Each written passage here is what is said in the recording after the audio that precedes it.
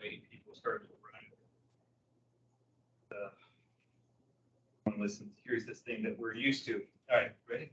Yes. Okay. Welcome to the April 24th, 2023 Site Plan Review Committee for the Sunrise South Glebe project. We're holding this hybrid public meeting, which enables remote electronic participation as legally authorized by the Code of Virginia for the Planning Commission's electronic meeting policy adopted on July 7, 2022. Members of the SPRC subgroup for Sunrise South Glebe are participating both here in person and virtually through electronic meetings. SPRC subgroup members participating virtually include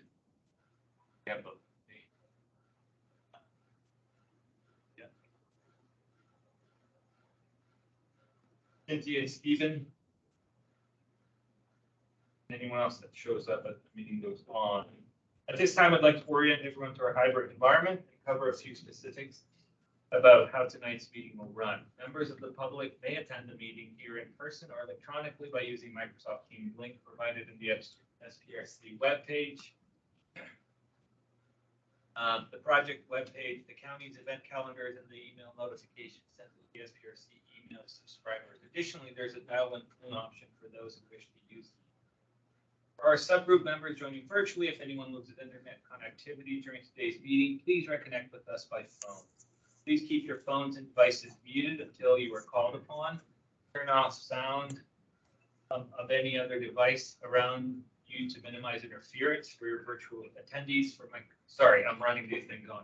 For our virtual attendees using Microsoft Teams, please turn off your video feed. I will address when it is appropriate to turn it on in a moment. Microsoft Teams meeting chat is active to serve for two purposes: SPRC subgroup members who need technical assistance, and two, for members of the public to add their names to the list of public comments, which will be taken at the end of the meeting. Teams chat should not be used for discussion. Those who are planning to provide public comment will need to do so at the end of the meeting, as the chat will serve as the chat will not serve as that opportunity. All public comments must be shared verbally for the record during the assigned public comment period. Subgroup members participating virtually wish to be recognized to speak on an item during the course of the meeting. Please turn your video feed on and raise the virtual hand in Teams. I will monitor the video feeds that are on as an indicator of who would like to speak. If subgroup members are participating by phone today without a video option, please announce your name and group you are representing now, and I will verbally check in to see if you wish to be recognized, as you do not have the video feed option. Okay, no phone callers. Yeah. For our members of the public who would like to provide feedback and comment, you will be called to speak at the end of the meeting and will be allotted 2 minutes to speak in tonight's agenda item. The speaking time allotted will depend on the number of speakers we have this evening. If you wish to speak, please enter your name in the meeting chat for virtual attendees or provide staff with your name if in person, and you will be added to the speakers list. Lastly, this is the public forum. Today's meeting will be recorded and posted to the county website. All information associated with today's meeting, whether written or spoken, is subject to Freedom of Information Act requirement. Right, let's get our meeting started. So today's topic is going to be land use and density, site design, layout, building height, form and architecture, open space, and landscape. I don't have any specific questions that I brought with me today, so I'm leaving it open to the group to sort of talk about this. But before we get started, let's do a round of introduction. So we'll do the in-person first, and then we'll do the virtual introduction. I'll start. Okay, Andrea Walker, pedestrian advisory committee. Welcome, Andrea. Trudy Kupa, Parks and Recreation. Welcome, Trudy. Steve Sockwell, Forestry and Natural Resources Commission. Jim Lantelli, Planning Commission. Todd McGraw, Sunrise Senior Living. Edric Whitmore, I'm with Mannable. Kathleen Peterson, Planning Commission. Eric Berkey, Housing Commission.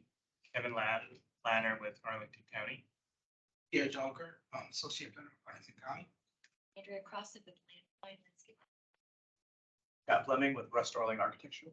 Travis Brown with Walter L. Phillips, the civil engineer. Hunter Berry, Sunrise Senior Living. All right, online.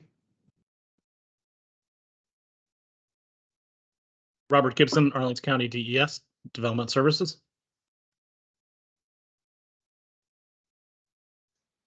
Steve Kleppen, Arlington Heights Civic Association. Cynthia? Cynthia Schneider, Commission on Aging.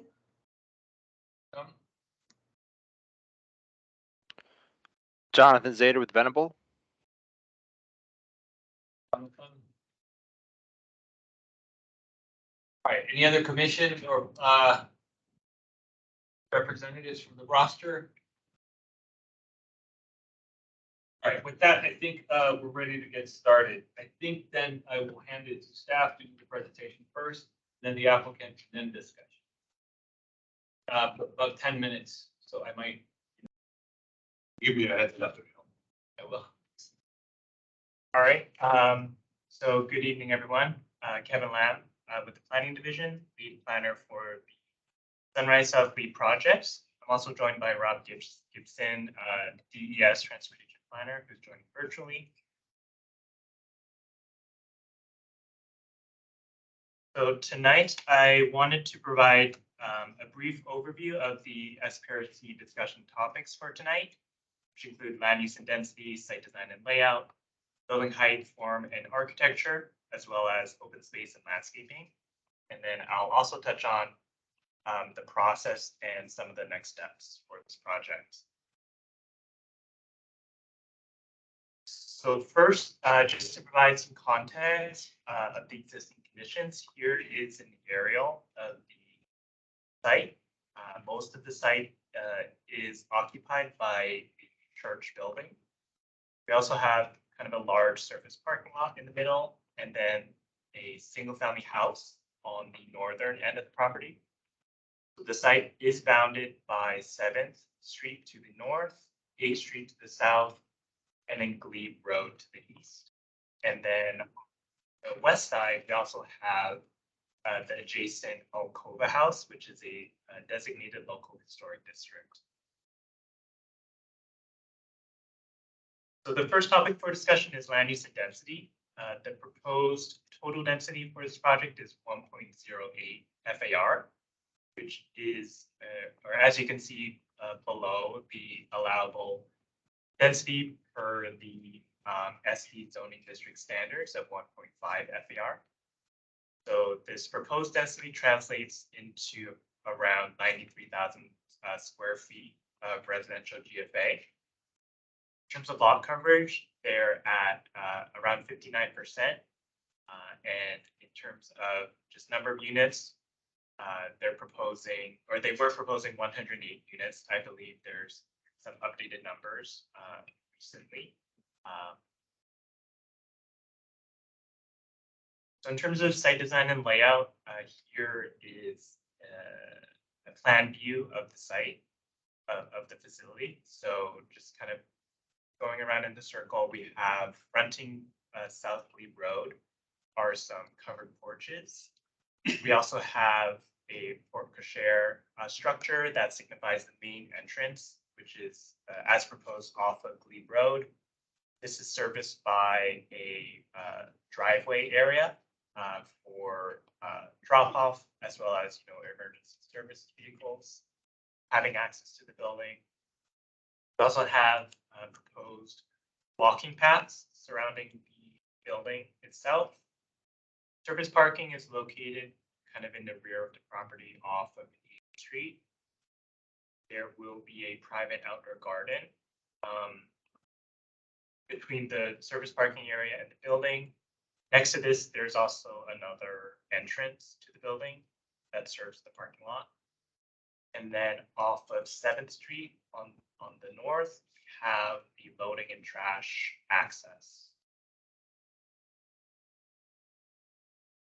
So then in terms of building height, form, and architecture, the proposed project does have a main roof height of 46.7 feet. On top of this, they are proposing a 10-foot mechanical penthouse. So the project overall will be 4 stories. And then here I wanted to highlight 2 sections that kind of illustrate the building's Mass in relation to the adjacent properties. So on the top, we have the east-west section. In red, we have the outline of the existing church building, and behind it, we have the proposed building section. And then in terms of kind of the bottom section there, one thing I wanted to highlight was the building does have a flat roof where kind of the mechanical structures sit. And this is partially screened, or this is screened by a parapet that kind of gives off the appearance of a pitched roof. This is kind of highlighted in this elevation. You can kind of see the pitched roof there, which screens the mechanical base. But in terms of overall building height, form, and architecture, here are some elevations. So on the top we have the east elevation, and then on the bottom we have the west elevation. And just kind of some of the materials I want to highlight, and I think the applicant has some updated slides as well, but just some red brick, the base, and then we have dark and light gray siding.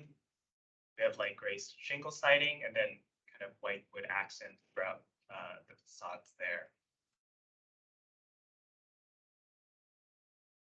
And then in terms of open space and landscaping, what's being proposed is approximately 41% of the site is going to be open space. It includes a 6,200 square foot private outdoor garden. As I mentioned before, there's also walking paths surrounding the building with benches, and then the overall tree kind of coverage is around 60%.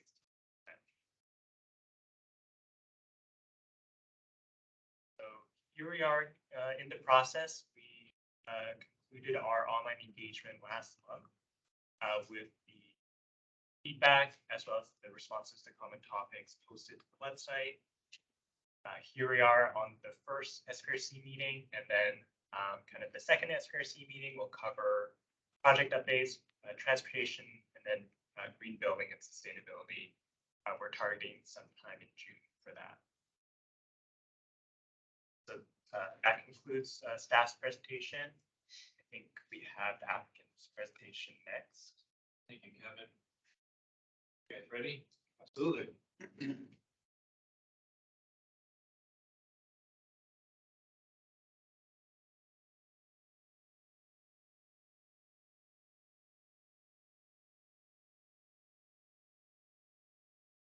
Thank you, Kevin. Good evening, everyone. My name is Clyde McGraw. I'm with Sunrise Senior Living. So obviously we're here tonight to talk about our proposed Sunrise in South Arlington at 716 South Glebe Road, which is the former United Arlington Methodist Church. Before I get into some of the details of the project, I do just want to tell everyone a little bit about Sunrise Senior Living. So we are a mission-based organization. Our mission is to champion quality of life for all seniors. We also have a forward-looking vision statement, which is to create the preferred lifestyle for enjoying longer, healthier, happier lives. Sunrise is one of the largest providers of senior housing in North America with nearly 275 communities. We were actually founded in Northern Virginia. And in fact, our first purpose-built Sunrise was Sunrise of Arlington, which was built at 2000 North Glebe Road. And it's a community that we still operate today, something we're very proud of. We offer the full gamut of care from skilled nursing all the way through to independent living to skilled nursing. However, our real specialty is assisted living and memory care, which is what we're proposing here. Assisted living is for seniors that need help with activities of daily life. So dressing, bathing, mobility, using the bathroom, meals, and memory care is for seniors with Alzheimer's or other memory.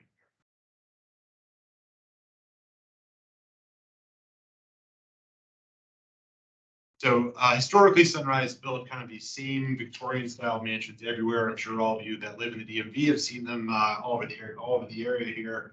The good news is the last 10 years, we've become much more forward looking in our design. We really try to design each of our buildings to fit into each neighborhood and be more reflective of each neighborhood's vernacular. So these are just some recent examples of projects we built. Newton, Massachusetts, Arlington, California, Issaquah, Washington, and Summit, New Jersey. You can see each building is designed differently to be a little bit more reflective of each area of the country. Talking about Arlington specifically, I think that the headline here really is that there is a significant imbalance between supply and demand of senior housing in Arlington County, which I think we all understand.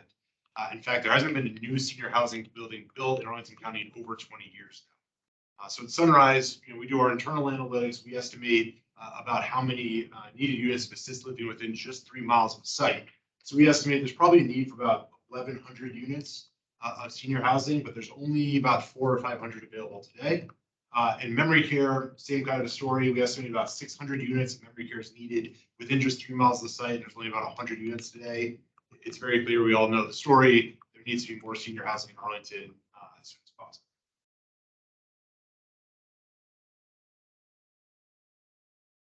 So looking at the context of the site, obviously we're on South Glebe Road, Arlington Boulevard to the north, Columbia Pike to the south.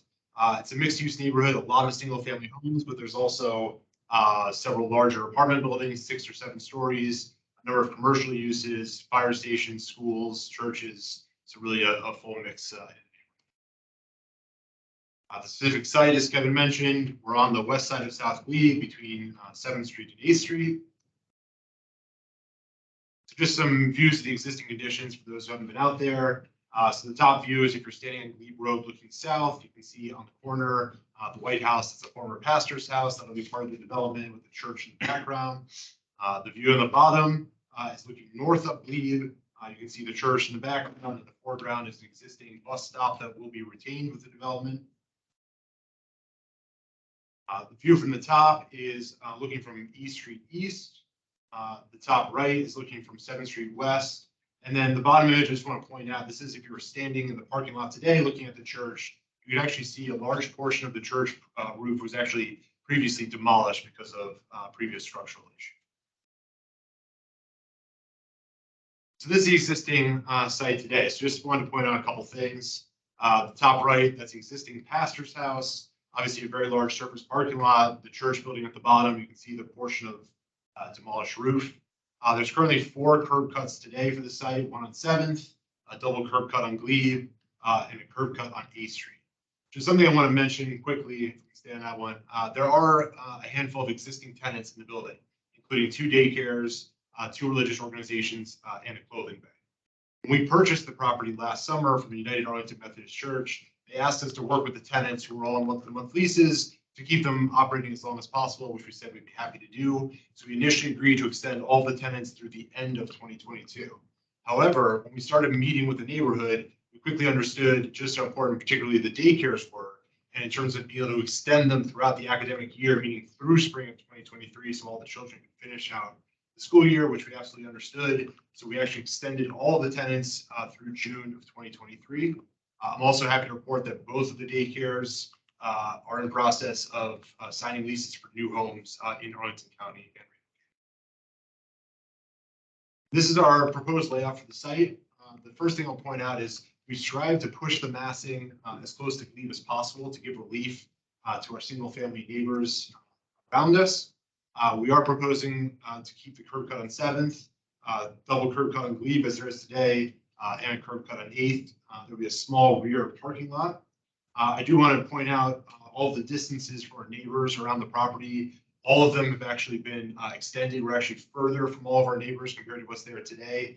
And in particular from the Alcova house, the historic house there, we're actually an additional 89 feet further away from that property than what's there today. Also just point out, of course, the extensive amount of new and improved biophilic landscaping, as well as the new street trees and new sidewalks that will wrap around the property. I do just want to point on that because we did receive a number of questions and comments about this. The fact of the matter is the pedestrian experience along Glebe Road today is not a wonderful. You can see some of the images on the left side. There's an existing retaining wall, which makes maneuverability not excellent. The sidewalk is only 5 feet wide. There's no street trees, and you're only about 1.5 feet back from the curb. The image on the right, you can see our proposed sidewalk section. So first of all, the retaining wall will be removed. Obviously, we're putting in significant landscaping, including new street trees all around the site. The sidewalk will be expanded to 6 feet, And I think perhaps most importantly, we're actually going to be 5.5 feet setback from the curb, so an additional 4 feet from what's there today. Looking at the building access quickly, I know Kevin touched on this. We're proposing or loading entry on the north side of the site. All of the loading activities will be housed within the building, and all of the maneuvers for trucks will happen on site. There will be a porpoise share with drop off, short-term parking, and the main entrance off of Glebe. And then off of 8th Street will be the small surface parking lot for employees and visitors. There'll also be a rear access point. So there have been some pretty significant changes from what we originally had presented for the online engagement to today for the program. The building square footage and height in general are going to be about the same as what we presented. But the biggest changes are, we'd heard from our neighbors that there was a lot of concern about the density, the number of units, the number of bedrooms, number of parking spaces here. So we took another look at the design of the building. We've done several things. Number one, we've reduced the unit count from 108 units down to 99 units. We've reduced the number of bedrooms from 141 to 120 units. And we've also, and I'll show this in a later slide, reduced the height and massing on the western portion of the building that fronts our neighbors, just to give them a little bit more relief. Now, for the parking spaces, through the design iteration, we did unfortunately lose one parking space. However, because of the reduction in units and bedrooms, the actual modification from the Arlington County zoning ordinance actually reduced significantly from a 16 down to a 6. Is the request for modification. This is the potential massing of what a building could be.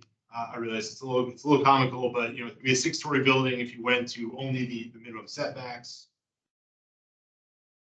And this is what we were proposing for the site. I think what we're trying to show here is we really are just trying to push that building as close to Glebe as possible to give as much relief to the residential neighbors. So now I have some renderings of the project. I just want to mention we've been working diligently to further refine the design. The design aesthetic we're going for is really an arts and crafts style that's really reminiscent of the bungalows in the neighborhood. So I have a number of kind of original renderings and updated renderings. So this is the original view from Glebe. Next slide. This is our updated view. This is if you're on Glebe Road facing the building. You can see the building is proposed to be 4 stories. The main entrance off of Glebe with the porpoise share in the front there. This is the view from Glebe if you're looking south. Notice again, significant amount of new landscaping and street trees around the site. This is the corner from 7th looking north. Actually, I'm sorry, this should be 8th looking north. I think we flipped those. Again, you can see the street trees. You can also see that I'm sorry, I think we flipped the order here. Back one there, Ked. Keep going, one more. Go for it. I'm sorry, I was out of order. You were right. One more. Perfect. Okay, this is the new view from 8th Street looking north. Again, the bus stop that's there today will be retained in the future. And then finally, this is the view of the rear of the building. So if you're standing on 8th Street looking at the rear, you have the small surface parking lot with the building behind you. Go to the next slide, Ked. So this is where we're going to be reducing the massing of the building. So we heard from our neighbors there was concern about the height and massing. So those green areas that are closest to our residential neighbors are actually going to be reduced. And so the height and massing in those parts of the building will be diminished to give additional. So just want to touch on landscaping quickly. Existing site again, all the areas hatched are the existing green areas of the site. And this is our proposed landscape plan. Of course, a lot of native species, biophilic design, which we'll get into. Just a couple of things I want to point out. We're going to increase the amount of landscaped area compared to what's there today by about 2,200 square feet. We're going to also increase the tree canopy by about 58% compared to what's there today. Excuse me, 56%. And we'll also be decreasing the amount of asphalt by nearly 39%. So I think all great moves for the future for making the site a lot more green than what's there. Very quickly, just want to touch on the biophilic design. Of course, we can get into this in more detail. We will be utilizing green envelope around the building. We'll be utilizing nature-inspired forms and shades to allow natural light to permeate the building throughout. We're going to use organic patterns and processes wherever we can, and we're going to focus on the human relationship to nature. And finally, we're going to make sure to enhance those kind of sensory experiences, the touch, sight, smell, and sound, those kind of important parts of biophilia. So thank you very much. Happy to have any questions. I made it under 10 minutes. Just shy, but you did good. You did good. Thank you, Clyde. Thank you, staff, for the presentation. All right, this is now with the committee. So our first topic is this idea of land use and density. So we'll open up to anyone that has any comments, clarifying questions, and we're all ready to engage in the topic in it as a whole. Does anyone have any concern with the? Yes. I just had a question for Clyde. Thank you for your presentation and also for coming tonight. I always like to see the applicant coming in person to these meetings. Of course, that you care and respect the community. So you mentioned at the beginning of the presentation the lack of supply in these units. And then you also mentioned that you decreased the supply from the original presentation. So the only reason that we lost those extra units in bedrooms was a gesture to the community to, to have a nicer kind of sloping down to their neighborhood, or were there other architectural reasons that you also made this change, like getting the buildings to look more like the neighboring structures? Or can you talk through those reasons? Sure, absolutely. It's frankly, it's a combination of all of the above. So part of it was being respectful of our neighbors, understanding their concerns. We've also been further refining the design, and we felt like we could make it fit better into the neighborhood by reducing those units slightly. So those were really the two main reasons why we thought that we could take another look at this. And also, frankly, the square footage has not really changed. What we did was we adjusted our unit mix to have more one-bedroom units rather than studio units, which is also frankly reflective of the market. What we're finding is that more seniors today are desirable of having one-bedroom units rather than studio units. So we find that that's a better, more receptive. Better decision for your constituents. Yes, definitely. Yeah, actually, a question about the Alcoa house, is that privately owned? Yes, it is. So if people are just living in it, even though it's historically preserved or something? Yes. And actually, I have met with them. They're a lovely couple. Almost 6 months ago, they expressed concerns. I met with them. Their house is beautiful. It sounds like it's very challenging to maintain. It's high standards. They had concerns, but once I met with them, they seemed to be much more welcoming to our proposal. Once they understood, particularly that we're going to be set so much further beyond things.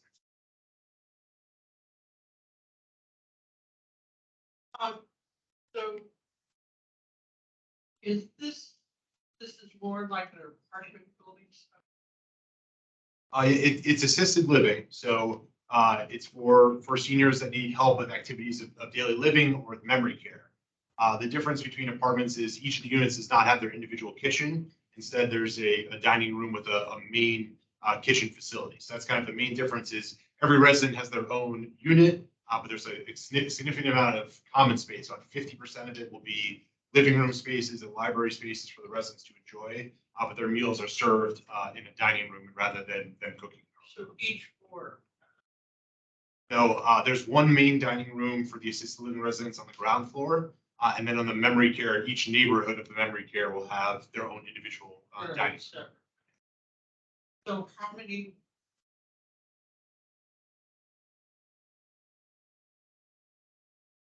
Yes.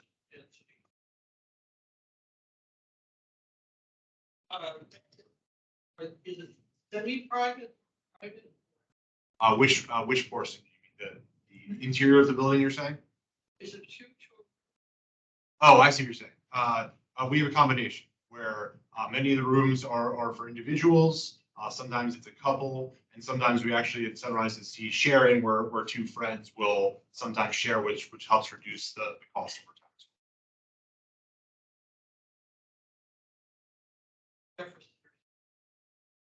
It's not a nursing home. It's assisted living. So most of the units will be one individual. Some of them, again, if it's a couple, it'll be two people, and occasionally we do have sharing if people desire that. But the majority would be just a single person each.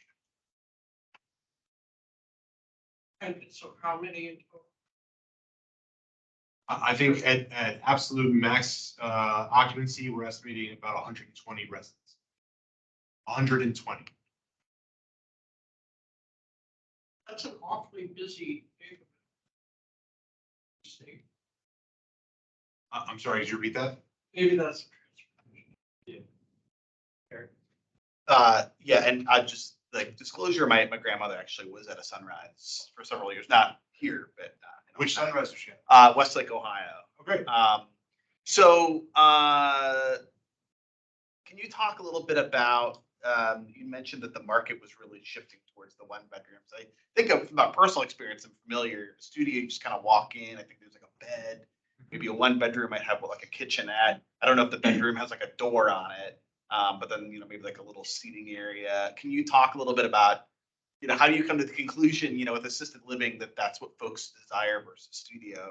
Because my personal experience with family was, you kind of take what you can get to an extent, because there just isn't a lot of supply generally. And I'm asking this because if we're going to reduce density of a project like this, we're going to lose like 15, 20 units. I just kind of would like to be a little better informed on how you come to that conclusion. That's a great question. So we spent a tremendous amount of time studying that internally because we have 275 communities. We have wonderful data to be able to study this. What they found was 30, 20, even 10 years ago, you could build these buildings that were mostly studios and people would line up to get it. What we're finding is that seniors that are now aging into it today are, for whatever reason, used to having more space, used to one bedroom apartments. And we're finding that those one bedrooms are much more desirable. Where we're building new buildings, there's a lot of studios. Sometimes they unfortunately sit vacant. While there's one bedrooms, immediately there's people ready to fill them. So we just find that it's not only a more viable project, but it's better for the community to get more seniors into assisted living if they're more comfortable with a one bedroom rather than a studio. So you're boosting up your number of one bedrooms, basically, with the space that you're reallocating. Correct. Yeah, I think my comment, it's not for you guys, it's my comment generally for the community, is this is a good example where I'm a little concerned about like us having a robust public process and our developer partners feeling pressured to downscale their density. Like, this is already a fairly modest project. This is not, taking advantage of all the density, and that's fine. They're choosing not to do that. But it worries me a little bit that they're kind of pulling punches. If they're okay with it from a market perspective, like, I'm cool with that, but it makes me a little bit of a concern for the communities. Piggyback on that, if I may quickly. I think the density thing is also something that I've flagged as a concern on this process. I think, anytime that the applicant has the opportunity to perhaps do some housing for employees or something like that to help commute, that would be most welcome. And I just want to make sure that you hear that on this commission. Any other commissioners want to speak to density or land use? Associate myself with Commissioner Berkeley's comments on that. Great. Commissioner Steinberger? I'm really general comment that I'm appreciative. I know there is a lack of a limited supply of this type of housing in the community. So I'm pleased that we're headed in that direction from a land use perspective. I'm pleased that we're going to be able to offer some of this. Great. Yes. I have a quick follow-up. Is there a reason you're leaving density on the table, considering there's so much demand for this? It's a great question. So before joining Sunrise a couple of years ago, I was at JVG Smith, and like every, apartment developer, you want to always maximize density, but senior housing is a little bit different. It's really because it's more of an operating business than a real estate business. So what we find is that there's kind of a sweet spot in terms of the number of units you can effectively, both lease up, properly manage, properly operate. So even if we could have 200 units, we wouldn't want that because the building is too big. It doesn't feel home-like. It's too hard to manage and operate it and provide supplies. So we find that buildings around 100 units is really kind of a sweet spot. Yes. 40% lot coverage. Is that just building, or does that include the parking lot and the shares approaches? Includes all the coverage on the site plan includes all building and vehicle. That 60% includes the parking lot, but their green space improvement not included that, obviously. Okay, yeah, that's what I'm trying to tease out. Because when you say open space, it's only the green space, not the asphalt. Great. All right, do we have no speakers online? Yes. Andrew, sorry. Okay, I had a question as far as on the sidewalks along Glebe Road. I was really interested, I can tell, is that, are the trees a buffer along Glebe? You know, like on the outside, on the Glebe Road side, and then the sidewalk? That's a great question. The trees are actually on the property side, not the Glebe Road side, which I believe is Arlington County standard design. Well, there is a large storm trunk sewer that runs underneath the green strip that's right at the back of curve, so we can't plant the trees directly on top of it, and so the trees are set back behind the sidewalk. For that reason. But you've done everything you can to make it less scary. We still have about 6 feet of buffer now between. I would love at the next meeting to kind of see a diagram of that, maybe.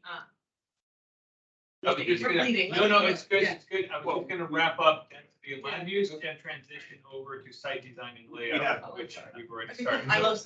Last call on land use and density. Land use and density. I think it is. I just wanted to ask whether this is level 4 facility. And will be as opposed It is a private paid facility. I'm not sure. I follow the question on level 4. Do you? It's a what? I'm sorry. It is a private pay facility. Level 4 in there in assisted living facilities, their usage is for level 2, so that's the amount of on-hand physical assistance one would get. Understood. Versus level 4 higher, but it doesn't go fully to all activities of daily living. Yes, so we at Sunrise provide the highest levels of care that are available within assisted living. So It's higher. yes, the highest levels that you can receive Yeah, that's. before going to skilled nursing. Parking be part of transportation. Yes. Okay. All right. Pete, so we're switching over to site design and layout. Yes, I'd love to see that breakdown of the curb cuts, because I think I have a larger question here. We'll get to this later, talking about the open space designs.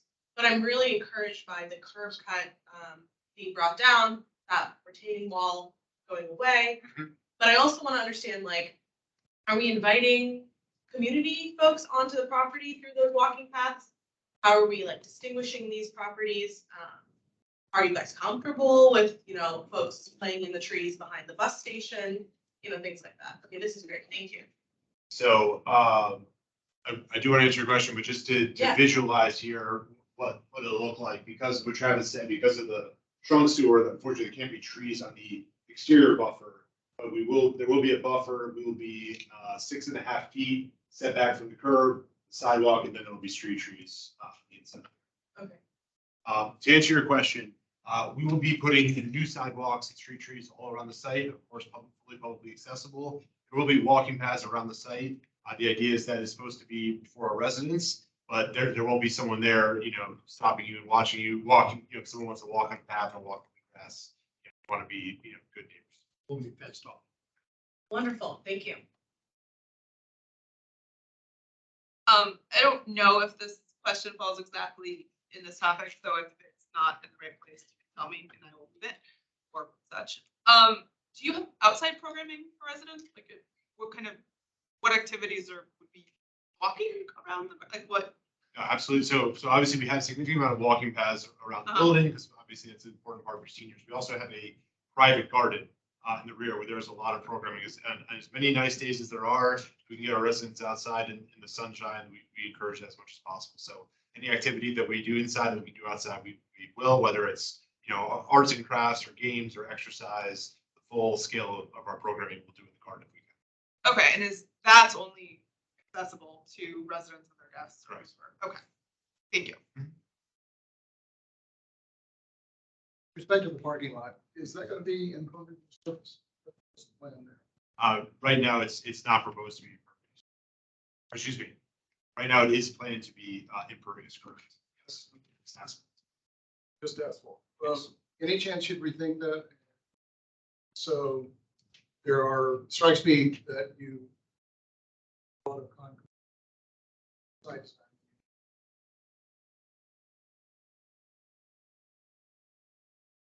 Is it possible to maybe deck over a portion of the parking and some green on top of the deck?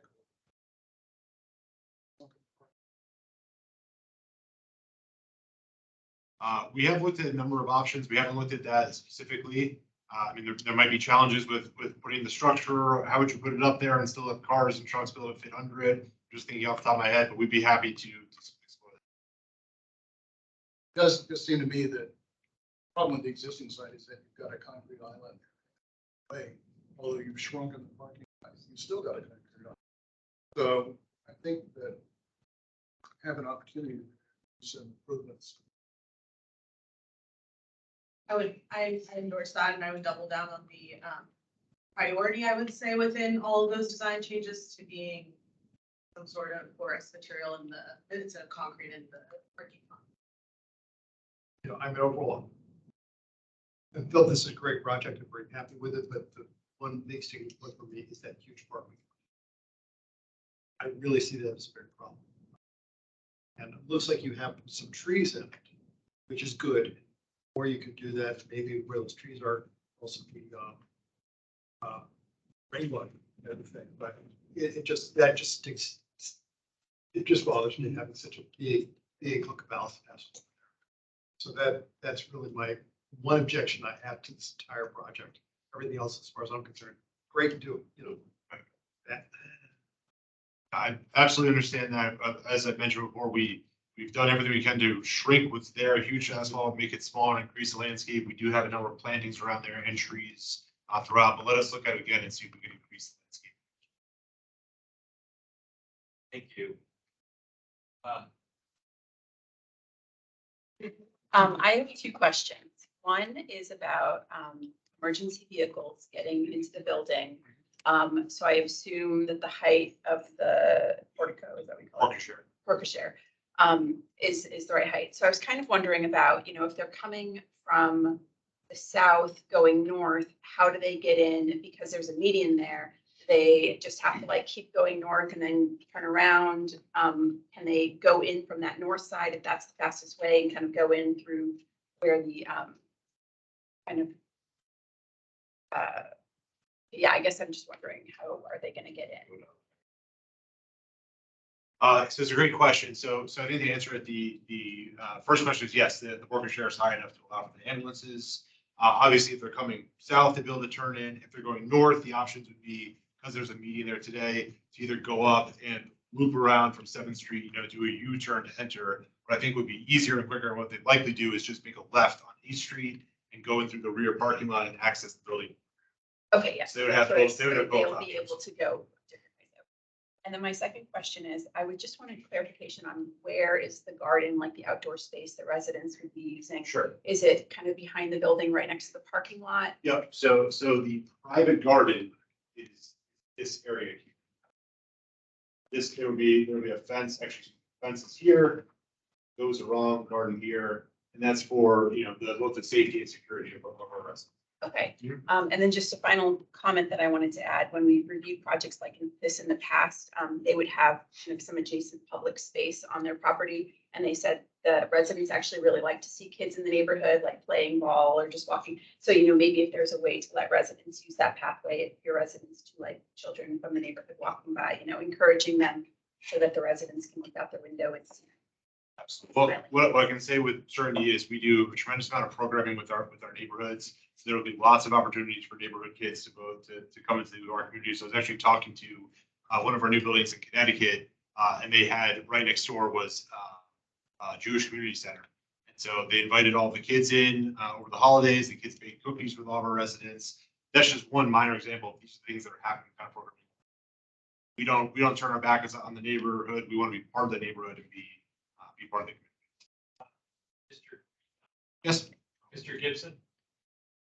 So I wanted to elaborate on the emergency response question. We've been working with Arlington Fire. some of the comments that we've identified are that we're looking to close the median breaks in southbound in Glebe Road and but make them mountable and drivable for emergency vehicles. So if an emergency vehicle is coming from the south, they would be able to make a left turn into the portico share. Additionally, if they needed to exit and go north, they could do that also.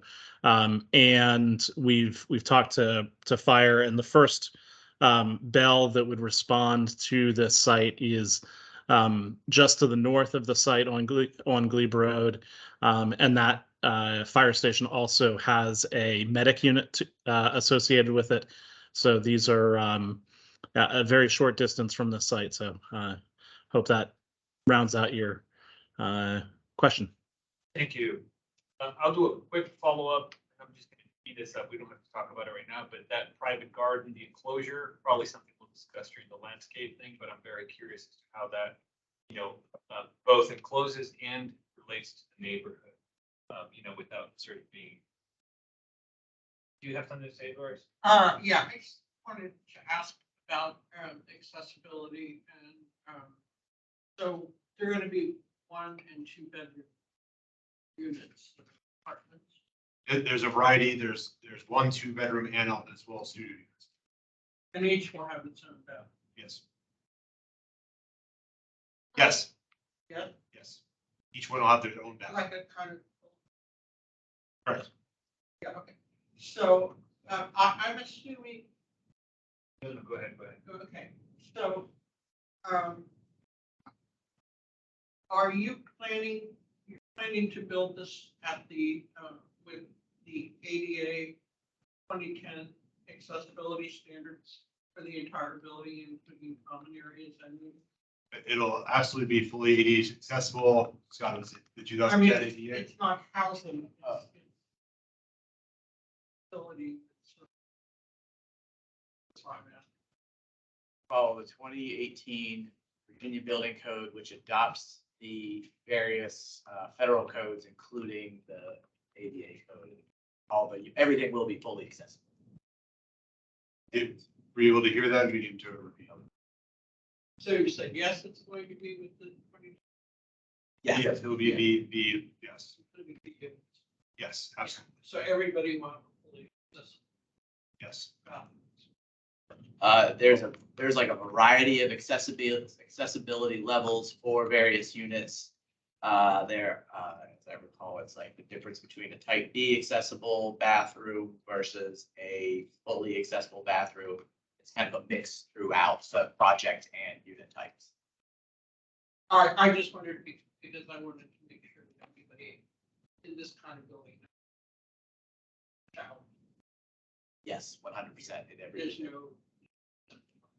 There's no centralized show. And can you tell me something about the pathway in and out in the common areas that? Yes, they will all be fully ADA compliant. All pathways, entranceways. Well, I mean, are there common areas? Yes, there are. Yeah. Yes, there are common areas throughout the building that are all ADA accessible. Okay, I was just trying to get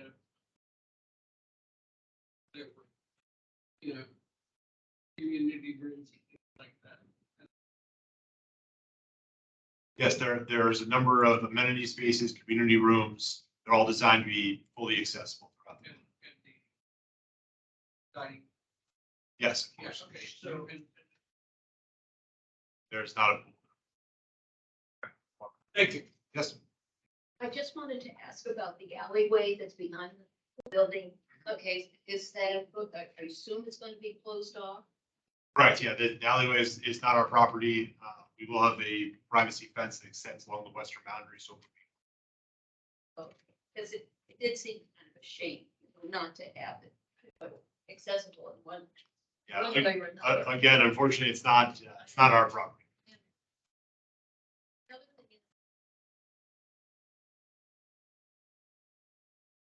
I don't believe we currently have one planned.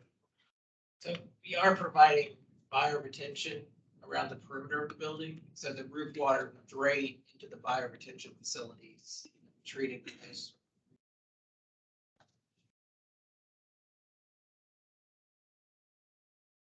Right, any other questions or comments on our current site design and layout topic? What's the purpose of the retention wall? Was it easy to get rid of in this new site design? Was it doing any erosion mitigation? Because that's what I think it was there, right? Like, and how are you mitigating? The existing retaining wall along Glebe Road, Yes. that was installed by VDOT when Glebe Road was widened in mid-1950s. So they didn't want to change the grade of the adjacent properties as they went, through. So the church was there before. The church was there before, and that's why they So then that kind of brings up, in the adjoining properties along South Glebe, are we seeing any retention walls? Are we gonna get some sort of in that land? There won't be any retaining walls around the public, along the public right of ways. Those will all just be at grade and 2% slope. There will be a retaining wall in the back of the property to make the parking lot flatter so that it's more accessible. Thank you. Anything else on site design and layout? Right, we'll transition into building heights, form and architecture. That's okay, it's okay, it's all good, it's all good. Building height, form and architecture. Does anyone have any comments? Rockwell? Question, are you using a lot of glass? Are you anticipating wood friendly glass? It's something we are currently exploring. I don't think that we have a permanent answer yet, whether or not it'll be available for our building.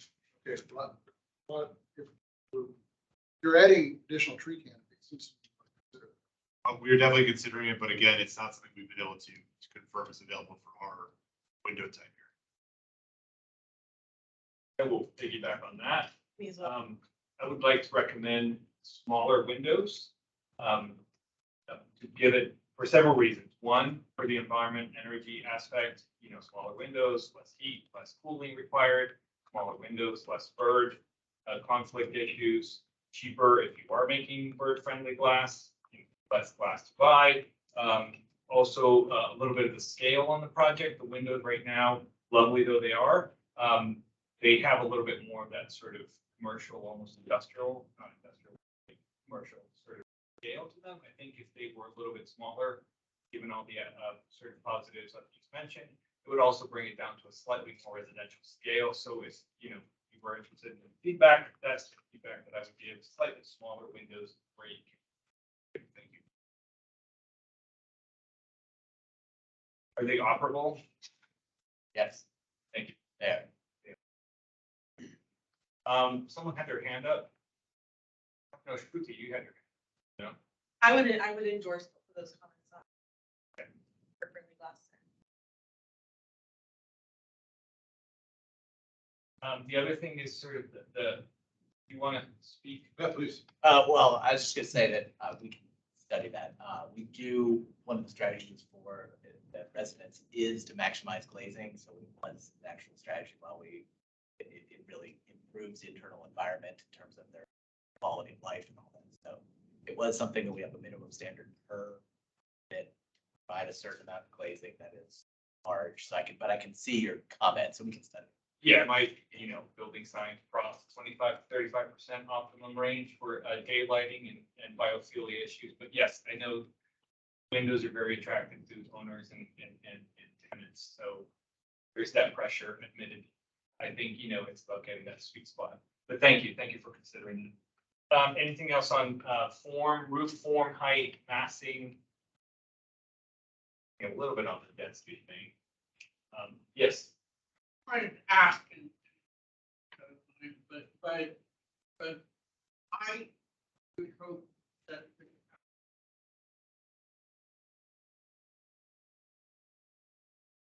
but something that you said that pointed me to think maybe it looks more like some nursing facilities. Buildings rather than. Right.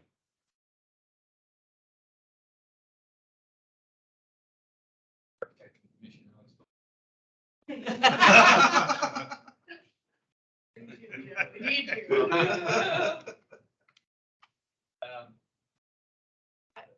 I have a question about architecture, and I don't know how much I care about, it, but I'm looking at these and you said that you chose this design to like favor the community.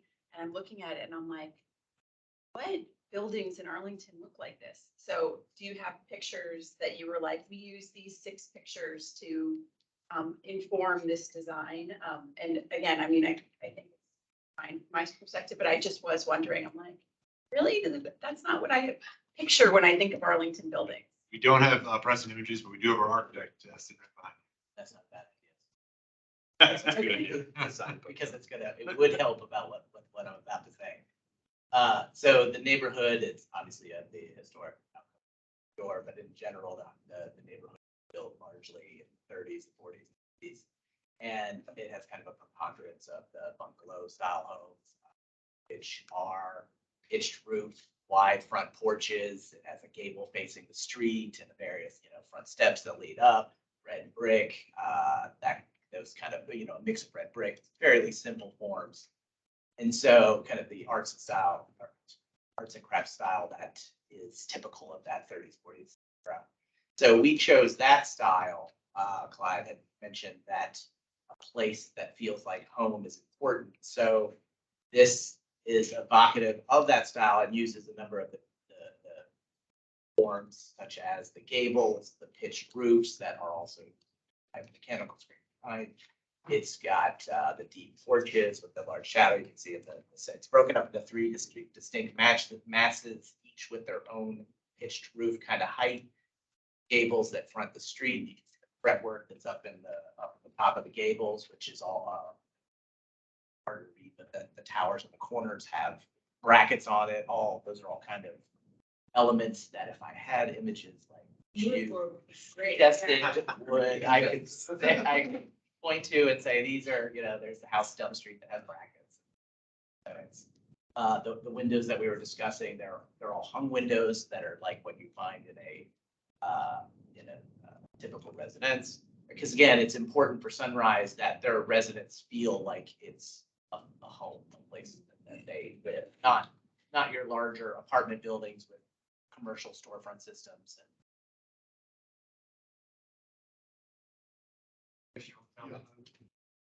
My reaction to the architecture when I saw the renderings is like, what? This doesn't seem like this. It's an all radical change. I'm already church complex. Those buildings were, but it's not radically different from that or what I saw around. So I thought that's. Yeah, I think it's okay. I think the trick there is how you scale up, right? How you take these sort of smaller scale precedent, scale up, and I think this building does sort of successfully achieve something. I think just since you brought up the existing architecture, I will make a quick comment about how I'm slightly sad that sort of Arlington is losing a lot of this church typology and the sort of existing architecture. So I, would love to see the church preserved and repurposed. I understand, but just on the record, we ought to try to be a little bit protective of this typology in Arlington, which seems to be fading away fairly quickly.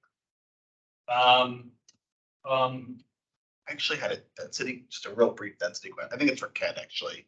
The affordable housing element, that's to be determined, but compliance with base contribution. Right, we will be, as all projects over 1.0 FAR, subject to the base contribution. We are discussing, we have a meeting, in fact, this week with housing staff to talk through what our options are. Okay.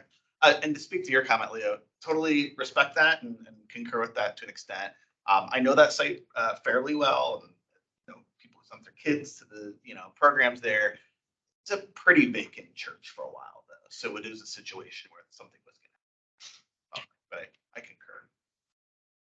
Great. Yes. Did I understand you to say that you would consider affordable? We are looking at it. We have some challenges that differ from a typical apartment building that ends up coming before this group, because there's care involved too, in a way that's not in your normal kind of 4.1 project, but we are absolutely looking at it and meeting with county staff. Great. Anything else on building height, form, and architecture? Moving on then to open space and landscaping. Any comments or questions on this? Rockwell? Yeah, let me express a concern about this. I understand the hope that you've increased the tree canopy, but I find the disparity between the amount of open space that tree canopy would be sort of concerning. It seems to me you have a lot more opportunities to increase the tree canopy on the site. And, you know, if you're really reaching out to the community, I think putting up more trees is not a bad way to do it. Now, if you're telling me that the function of the grounds is all important, if you want to take senior citizens out, stroll in the open space, okay, I understand that. But they like trees too. So I would make a push for more trees on the site. Well, you are absolutely right that the site is designed to function well with bringing seniors out, but we can absolutely look at. And this part of biophilia is now on the table. Yes. Again, where we come back to that parking lot, we talked about how around the building itself, we have, you know, stormwater facilities, which is great. Definitely need that. That parking lot, how is that going to deal with stormwater? Just going to be pure runoff right into the street, or does that have holding tanks also somewhere around it? Parking lot also, given that it's going to be presumably asphalt, is if it ends up being the parking lot as is, which I'm not pushing, but if it is, one way to mitigate that is like Phoenix, for example, is literally painting streets, asphalt streets, putting some sort of reflective coating on it to minimize heat, because it's, you know, in summer asphalt gets breathtakingly hot, and apparently it drops it by tens of degrees by having coating. It's sort of reflective coating. It was something. Phoenix does it, sorry. Yeah, it was a Phoenix, yeah. And they're doing it on their streets, the regular streets, because they're having some problems. Sure. So anything like that, both the any of the paved surfaces, having it be reflective, if it can't be permeable, then at least something like that. Certainly by plantings around the trees right next to it, anything that shades it, because it definitely helps with heat out. Well, I'm very happy to look at this. Very interesting idea with painting the asphalt. Travis, for the runoff from the parking lot house. Yes, there's a vault that's located at the outfall and it's got cartridges inside of it that filter all the water from the parking lot. So essentially putting it through a Brita filter goes into the municipal system. But we can look at different applications if we can fit in some fire retention or something in the tree wells. That's something. I want to first say I really want to applaud you on the embracing of biophilic design of this property. I especially like the pathways and how they meander and encourage the community to kind of come in. I think in terms of my suggestions for next steps, I think I know this is not going to be a public park going through any sort of public process, but I encourage you to continue to keep that biophilic design in the private garden as well, especially thinking about things like interactive features, potentially like fruiting or flowering trees or plants and bushes that allow you to do that secondary interaction with nature. And the other thing I just want to say is along the backside of the property, especially starting at the alley or the ingress for the trucks and going all the way down the property to 8th Street.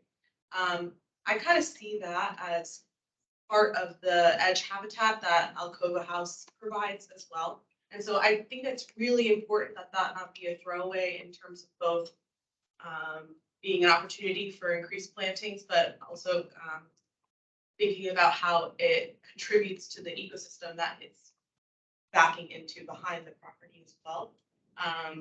In Arlington, we don't have a lot of big forests, but these edge habitats really do provide a habitat for some of our great birds and rodents too. And that's an important corridor to maintain, my perspective. But all in all, I think it's really great what you guys have done to enhance the green space in this and meet your customers as well as the community. Yeah, I really appreciate those comments. Andrew, I wanted to see if you have any feedback to either of those points. Just, yeah, we're very well versed in biophilia and in how important it is to Arlington. So we really make sure that we incorporate that. Just looking forward to working with you forward to develop it further. Thank you. Yes. I believe it does seem to fit with your mission statement. Yeah. Absolutely. And I think like going into community meetings with that presentation where you outline the principles in the biophilic plan is something that, yeah, I know my commission is gonna ask for anyway, so. Right. Yeah. I'm gonna go on a short little rant. Just looking at the courtyard, it bothers me that it's clearly defined where the parking is. That's what jumps out at you. But when you look at the courtyard, it's sort of this interstitial piece that sort of is resultant. It's not of its own space. So I think the design of the landscape, fencing, where you define that space is going to be very critical to making that space both successful from the biophilic aspect and the way sort of people use it and perceive it. I'd love to see it to be sort of more recessed, push the building further up to create more of an enclosure. That's unlikely, but just to create more of that sense of space. Right now, it just feels like a slight little wedge that got left over, and that's what we're going to create. Okay, rant over. I agree with Commissioner, Leo. tell me. And even if you wanted to push the building closer to Glebe Road to make more space there, I'd be happy with that. I have no problem with it getting closer to Glebe, given that you're widening the sidewalks so significantly. Agree, the sidewalks in this county are miserable, especially along Glebe Road, all the way up and down. And so it's great that you're doing that. If you shift the whole building to the east a little bit to get more space in the back there, program space. I mean, Leo's absolutely right. I think that would, I have no concern with that. Great. Okay. I like that idea in theory. I think my only concern would be if that would have an impact on where I do see most of the canopy trees. I don't know if shifting the building to the east would have an impact on that, because I wouldn't want to negatively impact our ability to have those. So that's just something to balance against that consideration. But I agree, if more space for the wedge. Yeah, like It's the central available. unit could get pushed a little bit, even if the leaves Yeah. don't. Yeah, it's a possibility. The Workmanship is great. We've been relatives who were in these type of buildings, and worker shares are like a picture. They really very, very. Commissioner Peterson. I really liked Shrudi's comments about making sure the outdoor space is interactive. So with that in mind, is there ability for residents to participate in the gardening, or is it landscapers will come? Well, we absolutely, of course, we have professional landscapers. We know all of our communities have resident gardens. Every single one of them, so they grow their own plants and vegetables. It's a very important part of our programming for our seniors. Are the tenants allowed to have pets? Yes. Okay, so that brings up new things. We have a deficit of dog-friendly properties and dog spaces in the city. Do you anticipate that owners would do most of their outdoor dog activities on property? Would they be going around the neighborhood? Both. And so are you gonna designate areas of the property for dog breaks and stuff with, posted doggy bag, trash can situation? things Yes, like that? our operating staff typically does that. They find designated areas that are best. Okay, and would that also be along the pathways or just in that? It'd probably be a mixture. I think it would be great to have them on both, too, if we're adding dogs to the area. That's Sure. Great. Anything else on open space and landscaping? Online? Gonna open up in general. If anyone has any thoughts or comments about the project. Just had a question. There's gardens is that there is a South Lee road 9th Street intersection safety project. I was just curious as far as is there any impact interaction with this as far as the site? At this stage, no, we haven't had any conversations with staff around that. I do worry in terms as far as staff getting in and out, you know, as far as the building. People don't necessarily drive cars, they take public transportation. And so whatever it is, and that's why I'm very happy to see, you know, the bus stop there. And I know that there is a bus stop across the street, and I know that there are some rapid beacons, you know, in there. So, but I was really curious as far as whether this whole safety project is also going to be integrated.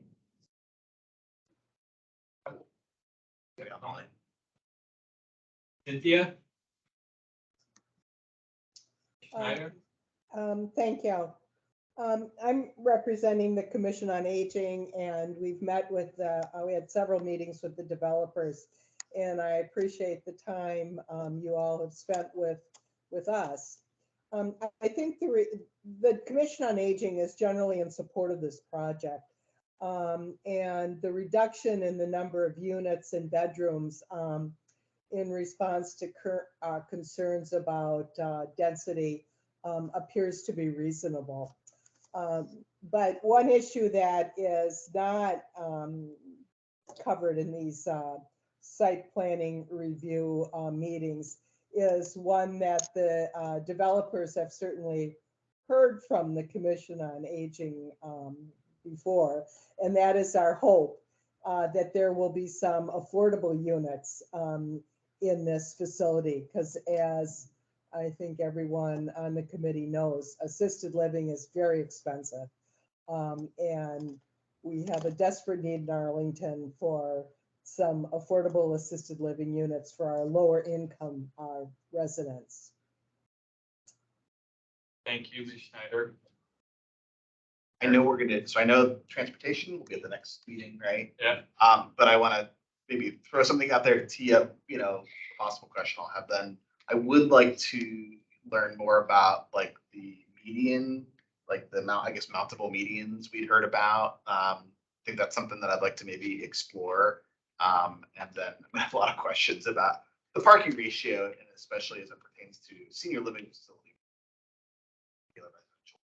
So the next meeting.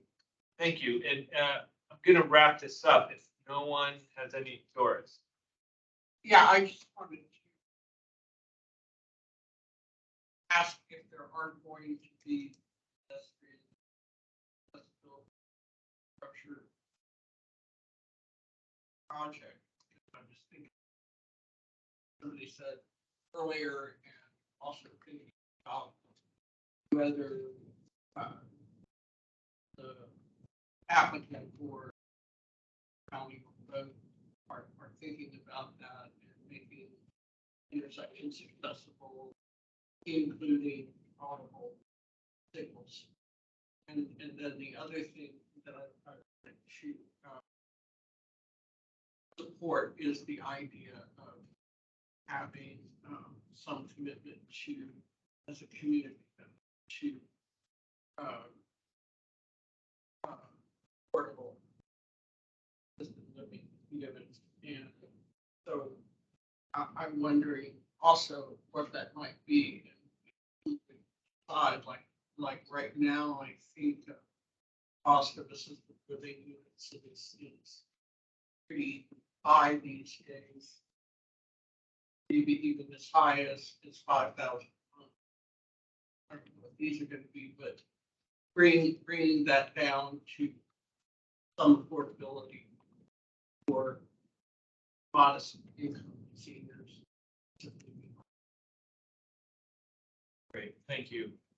All right, so for wrap up, Eric sort of beat me to the punch a little bit, but I'd love to have us essentially do closing comments and then request what you want to see or what you would like to see if you have some requests at our next meeting. So any feedback that you want, any turnarounds that haven't been sort of clearly stated so that the team can sort of be sure to have that on their list at the next time they come. I will start with Eric since he already went first, so he can repeat himself. Preempted you there. No, just the mountable medians and, you know, discussion of the appropriateness of ratio. Looks like we're aiming to go under the prescribed ratio, so want to talk about that.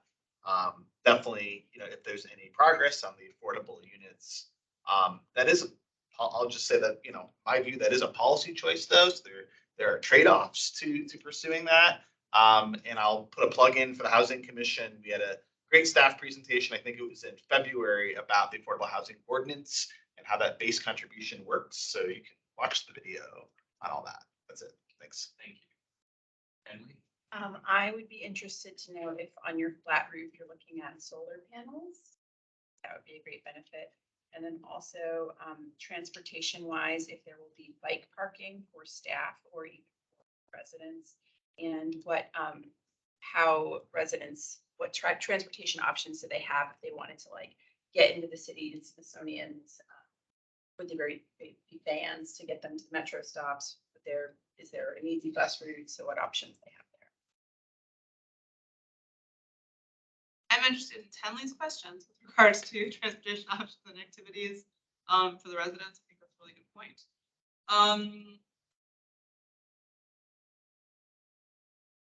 Yeah, no, I feel like tonight was a really productive conversation.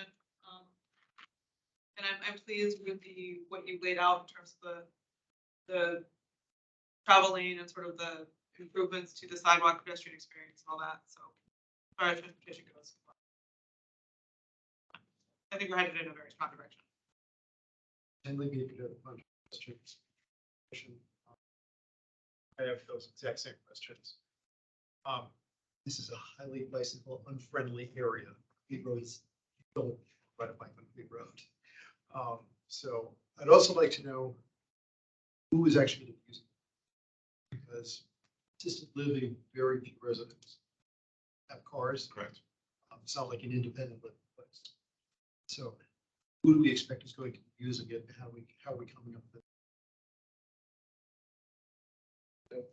I'd just be interested to see any details that you have. Thinking about space versus trees. What you're thinking about. To add to the median, I think it'd be great to understand like where the turnaround U-turn areas are gonna be on that median as well. A recent learning I've seen is that where there's the turnaround space, we're also experiencing increased traffic. And so getting that idea of what we're expecting here, what's changing will help with that. And then to add on to that, getting some idea of species, maybe some rendering beyond the topographical of what these open spaces are gonna look like. And some depth to it so that we can get an idea of how much greener they're really gonna be. Yeah. I am also interested in staff, education. And so, anyway, I assume that this is gonna be the next meeting, so that's good. And I will say ditto to everything that everyone has said, including the solar panels, like that.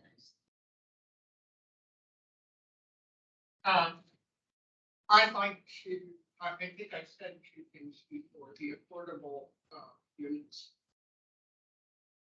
So pedestrian infrastructure around the building and the neighborhoods. So that we walk out, but I'm also concerned that the units themselves not be so close to the stamp. And I don't, I'm not saying they are, I'm just saying many buildings these days have such small units that if you're using any kind of mobility device, people are likely to building. There's not enough maneuvering space in the units themselves. So I think those are the things I would be looking for. And there's a drive up, but space, yeah. Okay, I'm going to go online. Cynthia Schneider, do you have any closing comments and requests for what you want to see at the next meeting? No, not at this time. Thank you. Devontae, did you want to speak? No, thank you very much.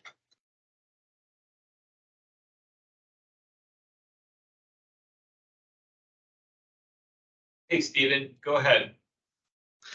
Hi, sorry, Stephen Kleppen. I'm not sure what I'm allowed to say here, but I'm representative of the Arlington Heights Civic Association. Arlington Heights is the neighborhood just east of Glebe, with the proposed location.